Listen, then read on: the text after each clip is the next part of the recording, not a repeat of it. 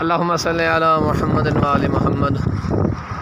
आज Najaf शरफ़ Iraq की सरज़मीं पर 13 शाबान है और लोग अल्हम्दुलिल्लाह नजफ़ से करबला की तरफ 15 शाबान ज़ियारत इमाम हुसैन अलैहिस्सलाम करने के लिए रवाना हैं और हुसैनियात खुले हैं, उनकी की जा रही है। जैसा कि आप देख सकते हैं लोग माशाल्लाह मौला के अलम उठाए जा रहे हैं।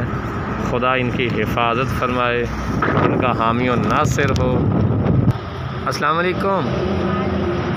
ये ततहीर फ़ातिमा कहाँ जा रही हैं आप? पैदल चल के जा रही हैं?